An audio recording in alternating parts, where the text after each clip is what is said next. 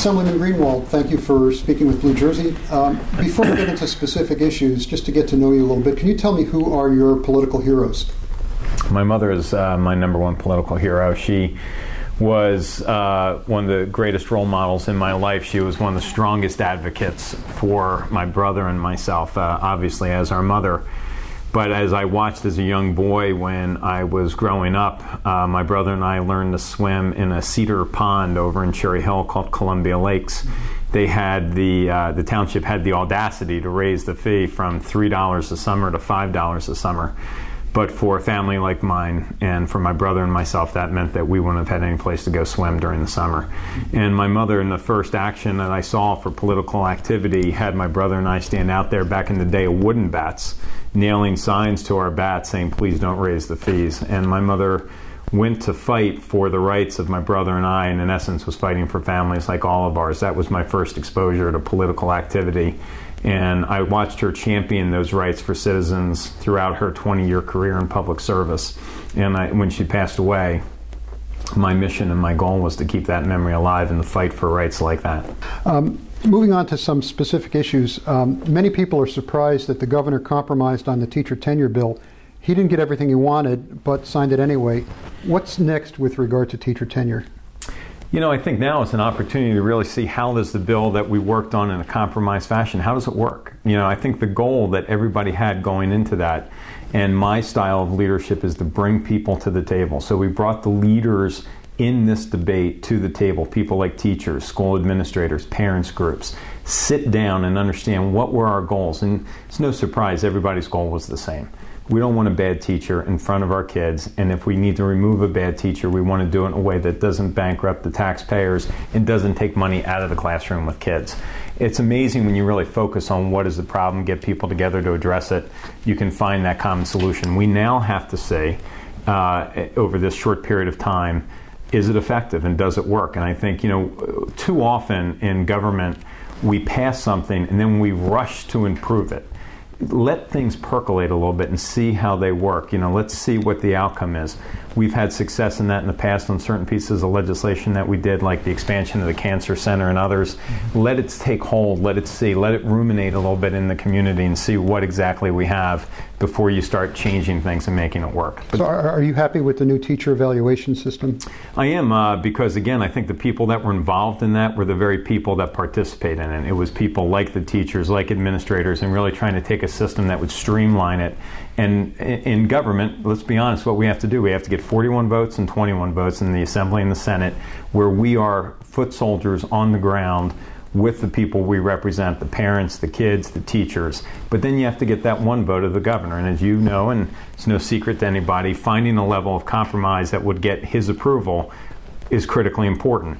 Doing that in a way that drives compromise, that has outcomes, that protects the interest, is what is successful leadership in government about. Moving on to higher education, which is becoming increasingly unaffordable in New Jersey, there's a bond issue up this November to fund construction projects. What else should we be doing for higher education? We need to be looking, in my mind, at higher education about how do we keep our best and brightest students here in New Jersey. We spend more on public education, kindergarten to 12th grade, than any other state in the country, yet we have the highest exodus of graduating high school seniors who are more than qualified to go to the schools that we have here in the state. We just don't have the capacity. A lot of that has helped drive up cost. So the capital construction to expand access for New Jersey residents is critically important. If you think about 100,000 kids in this country leave their home state and go to another state to be educated, out of that 100,000 young people, 30,000 of them are from New Jersey, by far the largest amount. The next thing we need to do as we expand the campuses is to do it in an intelligent way that focuses on the growth sectors of New Jersey's economy, so that when those kids graduate, the statistic that we see around the country, 90% of kids who take their first job will take it in a state of which they graduated college. We need to make sure that we are generating an economy to accommodate those kids. The governor's track record on unemployment rates is abysmal. He came in at 9.7%. He's at 9.6 after 3 years. The fact that we are 48th out of 50 states, the fact that he continues to pander to the wealthiest 1% as we see that divide, is a sense that he is not focused on that job growth. This opportunity around higher ed is to focus on New Jersey's economic centers, research, development, health care. And that's where our focus should be, driving those revenues around our largest employers and the opportunity to build off the economic foundation that we have in this state. Talking about economics and employment, one of the big issues, probably the number one issue in the political discussion this year, has been property taxes. Yet under Governor Christie, property taxes have gone up significantly. What else should be done? The most important thing that we have to do is we have to really restructure our tax system. We have a broken tax system, and the governor continuing to rely on his Bush-Rovian trickle-down economic theories is a failed public policy of the past and is clearly not working in New Jersey. Again, I reference that divide of the wealthiest in our state, the wealthiest 1%, compared to the rest of us. And as you see that divide grow, it is reaching epidemic proportions dating back to the time of the Great Depression in this country. You cannot rebuild your economy by asking the middle class to struggle and struggle more and rewarding the wealthiest and asking them that it will pay down.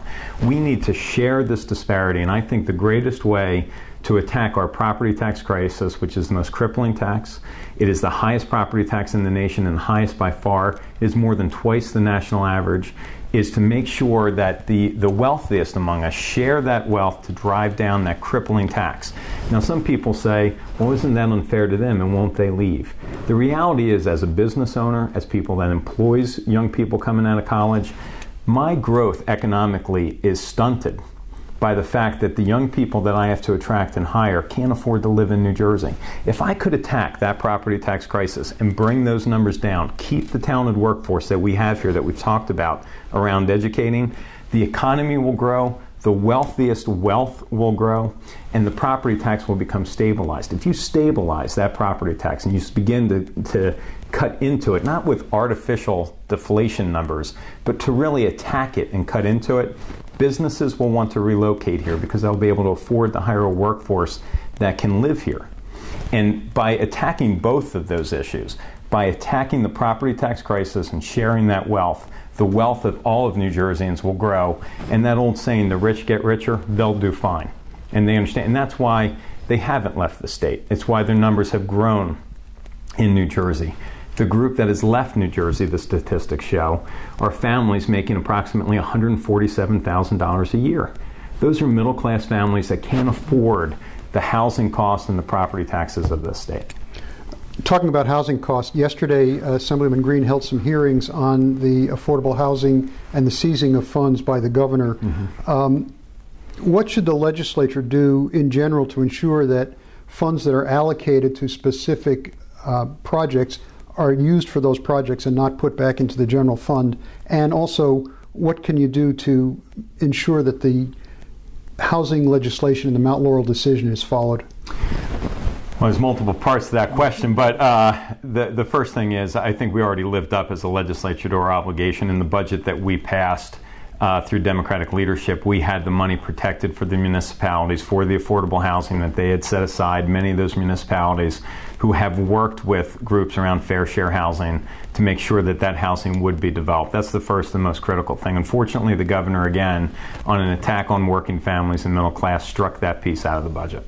The next thing that we need to do, in all honesty, to protect Mount Laurel is to make sure that the court system that we appoint through the governor's office and is approved through the state senate, that there is a court that is approved that understands the need to build housing for young people starting their lives here in New Jersey. You talk to families throughout this state when they're kids. We talked about college and funding higher ed and access to kids. When a child graduates from college, they move home with mom and dad. The next generation of leaders in this state, the next generation of entrepreneurs are living at home with mom and dad because they can't afford housing in New Jersey. We need to focus on that type of housing that was built decades ago for our parents to allow them to build their families moving out of urban areas, developing their first home near their places of public transportation so they could get to work. That housing has not been built in New Jersey, and part of it is because we are fighting over slogans on this as opposed to really following what was the intent of that Mount Laurel decision. Okay. Changing focus here a little bit. and it's an issue that is near and dear to some people, especially in Cherry Hill. Red light cameras, are they a good idea for safety, or are they just a revenue generator? Well, I think it would, look, to suggest that it doesn't generate revenue would be a misnomer. Obviously, it generates revenue. But having lost my mother in a car accident, and having her lose her life in a senseless fashion because she didn't have a seatbelt on, and how fragile our life is and can be lost in a second, I can tell you that if you go through that red light and you try to rush through that red light, the accidents that the studies show, that those accidents are T-bone effects and that the fatalities in those accidents are dramatically high.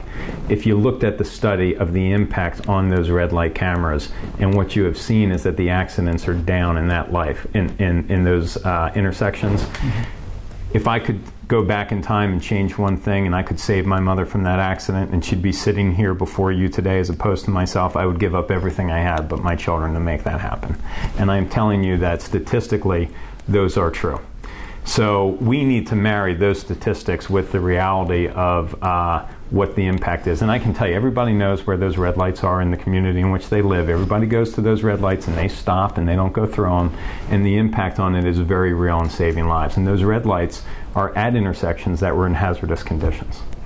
Now, that being said, mm-hmm. how they're implemented, how they're used, how the timers are used, needs to be done in a way that is not catching drivers in false accidents, but is being done so in a way that is fair and responsible. Mm-hmm. Another hot issue in the legislature is gaming. Should Atlantic City retain its gaming monopoly, or should the Meadowlands be allowed to also have gaming?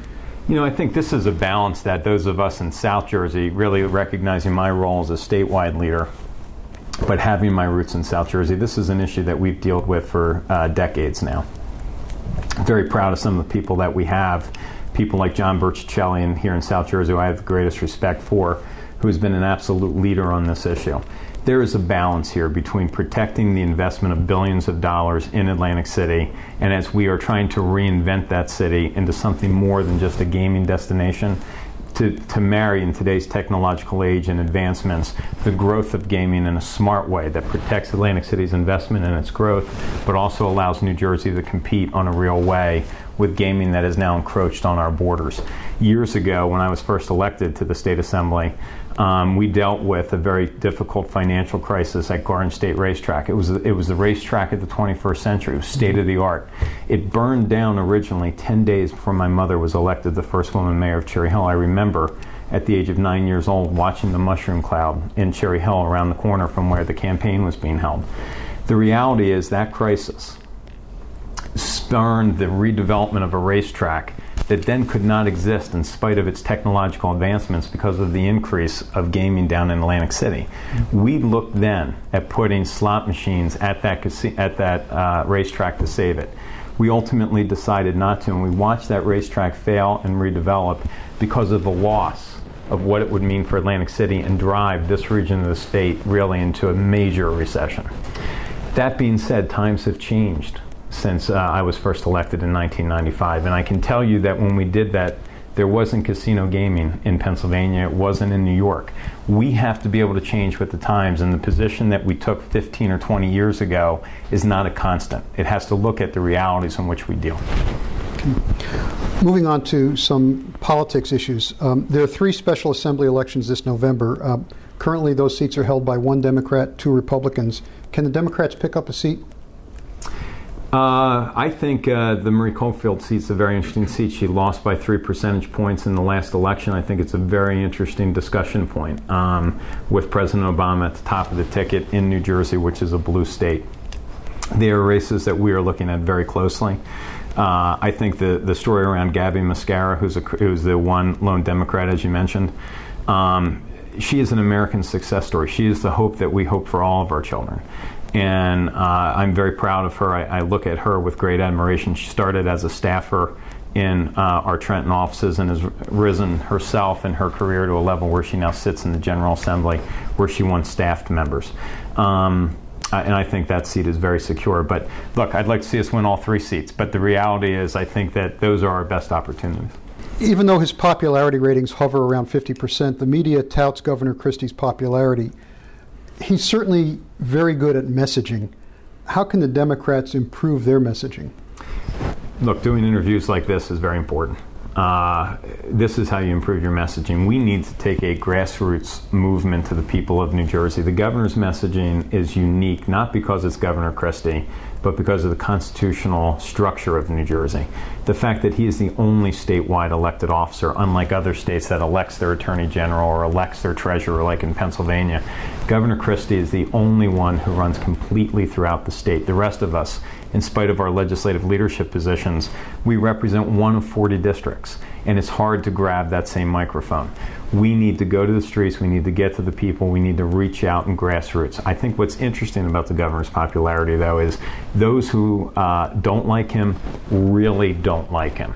The ones who seem to like him, it's much like his public policies. It's a mile wide and an inch deep. He's got his core base, obviously, in the Republican Party, but the others, I think, are waiting and looking for that other voice to come out. And when it is identified as we move through these presidential elections, I think as they are presented choices and options, I think you will see the governor's numbers continue to come down as they have, as he's dealing with public policy solutions from his side that were really more than, they were 30-second sound bites that haven't taken hold. And that's why you see the spike in property taxes and out-of-pocket cost to New Jersey residents. And at the end of the day, the public is going to ask, are you better off than when Chris Christie got here? And when unemployment rate is 48th out of 50 states, when it's at 9.6%, when property taxes and the cost of paying those property taxes through the loss of the rebates are over 20%, and he continues to side with the 1% of the population who have not suffered in this recession, ultimately the people are going to look at the plight of New Jersey and say it's time for a change.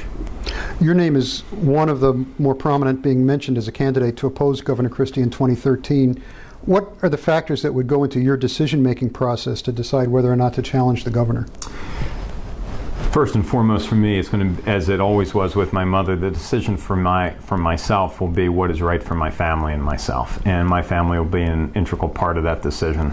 There is, to me, there is also some real questions around the ability to raise the money to protect the message that needs to go out in order to resonate with the public. We live in a time of these super PACs where the money is hidden. We passed legislation in the past, and I'm proud to say I was the first clean candidate in the history of the state of New Jersey, where we went away from the political contributions and we raised $5 and $10 contributions and took the money through that clean election process. These super PACs, they lack transparency. People can give unlimited amounts of money. There is no identification of what they gave or who gave or what they're getting in return. This governor who prided himself on coming out of the U.S. Attorney's Office, quite frankly, should either be very transparent about what those contributions are and where they came from, or don't accept them, because it leads to a sense that that there's an influence over decisions that may or may not be there. Mm-hmm. The last governor that we had from South Jersey was Jim Florio, which was quite a while ago. Is it tougher for somebody from South Jersey to run a statewide campaign? Well, I think it is. I mean, we only make up 28 to 30% of the state, so it comes down to name ID, and it comes down to that messaging and the ability to raise money. I'm flattered that my name is included in that short list of people. It is something that I would like to do at a point in my career. And, I truly believe, as I watched with Governor Florio and I learned from my mother, if you do a good job at the job you have now, the rest of it will take care of itself. I hope and I believe the attention that I am receiving, including you sitting in my office doing this interview, is because I've done a good job over the last 7 months at being the majority leader. Last question, which has to do with national politics. You're going to be a delegate to the Democratic National Convention. What are your expectations and what are you looking forward to hearing from there? Look, I think New Jersey is a microcosm of what is happening in this nation, and I think as you're watching the national campaign play itself out, you have President Obama, who is talking about we can't have short-term fixes to these decades-old problems, that the abuses of the last administration and the trickle-down economics did not work. What you are seeing is that the impact of bad decisions can cripple you instantly. The recovery period takes much longer, and we are on that road to recovery. We need to make sure that people pay their fair share. We have to pay the debts that we incurred. Greatest financial success of this nation and this state's history was under President Clinton, where we paid down our debts and created surpluses. In the last administration, we wiped that all out. I think it comes down to we have got to make sure that we're doing what is right. We have to pay down our debts. We have to make sure that that burden is shared equally, and that we focus on building our country and the state around the backbone of working families in the state, because they are the true drivers of our economy, and they're the ones that need to partake in the American dream in order for us to achieve that success. It's the first time I've ever been a delegate. I am very excited. I look forward to an Obama victory, and I think it is critically important to the success of this nation and a critical time in the history of this nation for that to happen. Majority Leader Greenwald, thank you very much. Thank you. Thanks for having me.